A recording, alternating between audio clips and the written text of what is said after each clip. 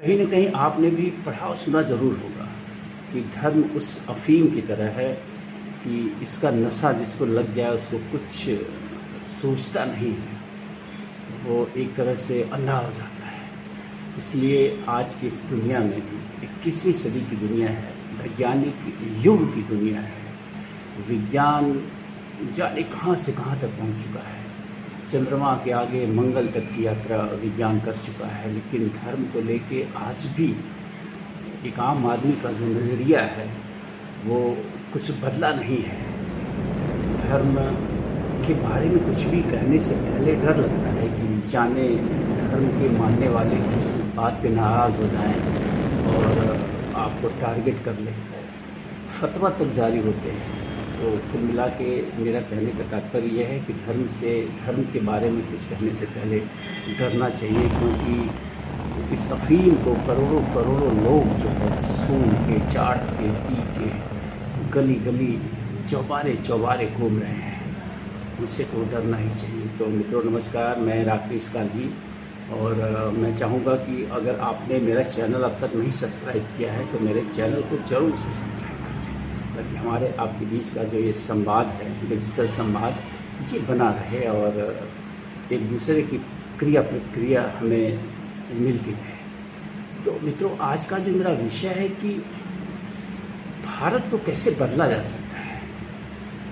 1947 में भारत आज़ाद हुआ। 1947 से लेके 50 के बीच में हमारा संविधान रचा गया, संविधान की रचना हुई। डॉक्टर भीमराव अम्बेडकर इसके कह सकते हैं कि मुख्य शिल्पकार थे और उनके साथ साथ एक बड़ी संविधान सभा थी जिस सबके संयुक्त प्रयास से भारत के संविधान की रचना हुई। और मेरा कहने का जो मतलब है कि तेज़ी से दुनिया बदली है। इन 75-80 वर्षों में दुनिया तेज़ी से बदली है और उस बदलाव से भारत भी अछूता नहीं रहा। भारतीय समाज भी तेज़ी से बदला है, हमारी सोच बदली है, हमारी जीवन पद्धति बदली है। यानी बहुमुखी अगर देखा जाए, चतुर्दिक तरीके से जो है समाज बदला है, व्यक्ति बदला है, उसकी सोच बदली है, उसकी जीवन शैली बदली है, उसकी आवश्यकताएं बदली हैं, सब कुछ बदला है। अगर सब कुछ बदल सकता है संसार में, दुनिया में, और प्राकृतिक रूप से भी देखें तो परिवर्तन ही संसार का नियम है, बदलाव ही प्रकृति का सिद्धांत है। बगैर बदलाव के चीज़ें नष्ट हो जाती हैं। तो अगर सब कुछ बदल सकता है तो फिर संविधान क्यों नहीं बदल सकता है। फिर साथ ही साथ मैं ये भी कहना चाहूँगा कि ये जो धार्मिक ग्रंथ हैं ये क्यों नहीं बदल सकते हैं। शायद ये इसलिए नहीं बदल सकते हैं कि इन धर्म ग्रंथों को लेकर जो हमारी मान्यता है कि ये ईश्वरीय संदेश है, ये अकाट्य संदेश है, ये अंतिम संदेश है। कुछ किताबें तो यहाँ तक कहती हैं कि ये दुनिया को ईश्वर द्वारा मिला अंतिम वर्जन है, यानी कि सॉफ्टवेयर का अंतिम वर्जन है। इसके बाद अब विकास की कोई यात्रा नहीं होगी, या फिर कह सकते हैं कि ऐसा कोई धर्म ग्रंथ जो भी आएगा वो मान्य नहीं होगा। इसके बाद कोई आने वाला ईश्वरीय स्वरूप नहीं मान्य होगा। तो कुछ किताबें यहाँ तक कहती हैं। और कुल मिला के मेरा लबोलुआब कहने का तात्पर्य है कि लगभग सारे धर्म ग्रंथ अपने आप को सही साबित करने के लिए यही कहते हैं कि वो जो है ईश्वरीय संदेश है, इसलिए उसमें परिवर्तन की कोई भी गुंजाइश नहीं है। अक्षर से जैसा वो सदियों पहले बोला या लिखा गया था उसे हम आज भी वैसे ही फॉलो कर रहे हैं। दुनिया भले ही बदल गई, भले हम वो जंगलों से निकल के, उस पाषाण युग से निकल के यहाँ विज्ञान के युग में आ खड़े हुए हैं, और जल्द ही चाँद हमारे लिए एक पर्यटन स्थल हो सकता है जिस पे जब आप चाहें यात्रा के लिए जा सकते हैं, वहाँ से घूम फिर के आ सकते हैं। विज्ञान इस तरफ तेज़ी से काम कर रहा है और मुझे लगता है कि आने वाला दशक, मैं ज़्यादा कह रहा हूँ, आने वाला जो अगला दशक है उसमें ये चीज़ें एकदम पॉसिबल दिखेंगी। जैसे आप भारत से अमेरिका की यात्रा करते हैं, वैसे ही आप भारत से चाँद की यात्रा करेंगे और आने वाले कुछ समय बाद शायद चाँद से मंगल की या फिर और तमाम अननोन ग्रहों की कर सकते हैं। इसकी पूरी की पूरी संभावना है और मुझे अटूट विश्वास है। मैं रहूं न रहूं, लेकिन विज्ञान तेज़ी से उस तरफ प्रगति कर रहा है कि हम ढेर सारे कह सकते हैं कि अंतर प्लेनेटरी वर्ल्ड हो जाएगा, तमाम ग्रहों से हमारा संपर्क हो जाएगा। आने वाले समय में। तो विज्ञान की तरह वो बढ़ते इस दुनिया में हम छोटी-छोटी चीज़ों को नहीं कर पा रहे हैं। इसकी क्या वजह हो सकती है? तो मेरा जो आज का विषय है छोटा-सा, वो ये है कि भारत को कैसे बदला जा सकता है? भारत को कैसे बदला जा सकता है विषय को लेकर मेरे पास ढेर सारे मतलब कई सारी चीज़ें, एक सीरीज़ है मेरे पास। लेकिन उसका एक अंश आज मैं कहना चाहूँगा कि भारत में आज के दिन अगर सबसे बड़ी कोई समस्या है तो वो समस्या है धर्म की। आज धर्म को लेकर भारत के कोने-कोने में संघर्ष चल रहा है। मेरा धर्म सही, तेरा धर्म सही। अभी तक तो हिंदू मुसलमान का संघर्ष आप देख रहे थे, अभी आप मणिपुर आदि में देख रहे हैं कि क्रिश्चियन हिंदू भी लड़ रहे हैं वहाँ।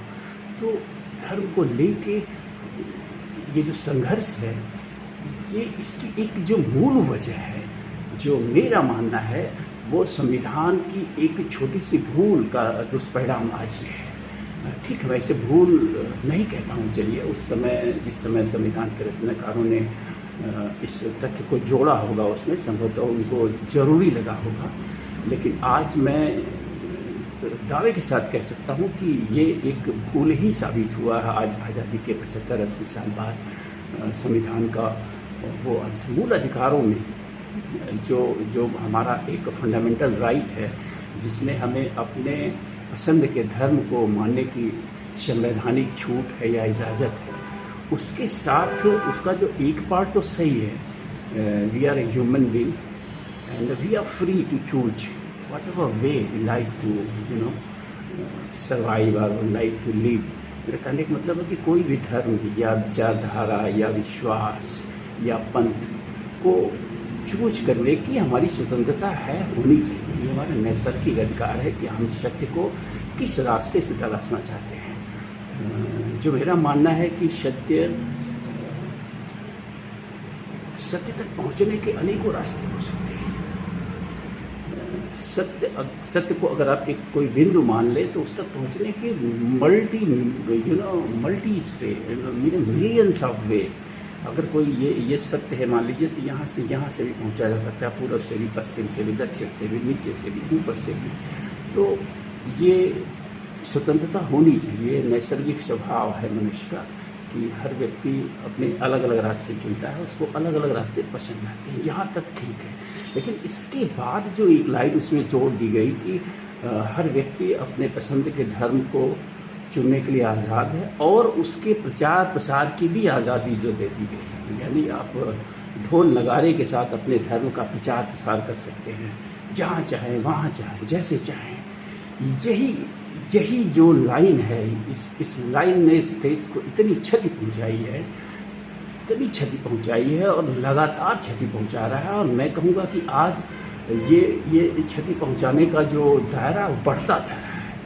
तो मेरी जो मांग है, अगर भारत को बदलना है, अगर हम एक बदले हुए भारत को देखना चाहते हैं, अगर हम एक वैज्ञानिक भारत को देखना चाहते हैं, और दुनिया जिस स्पीड से, जिस गति से, जिस दिशा में विज्ञान के सहारे आगे बढ़ रही है, उसके साथ कदम से कदम और कंधा से कंधा मिला के हम भारत को भी आगे बढ़ते हुए देखना चाहते हैं, तो निश्चित रूप से हमें संविधान की उस मौलिक अधिकार में काट-छाँट करनी पड़ेगी और उसमें से इस शब्द को निकाल फेंकना होगा कि हम जो है अपने धर्म का प्रचार प्रसार के लिए भी उतने ही आज़ाद हैं जितना कि हम उसे चूज करने के लिए आज़ाद हैं। कतई मेरा इसमें विश्वास नहीं है। कईयों को बुरा लग सकता है, ये मेरी बातें कईयों को बुरी लग सकती हैं कि ऐसा नहीं होना चाहिए। लेकिन धर्म जो है, ये जो संगठित धर्म विकसित हुए हैं दुनिया में, या यूँ कहिए कि धर्मों ने जो संगठित स्वरूप अख्तियार किया है,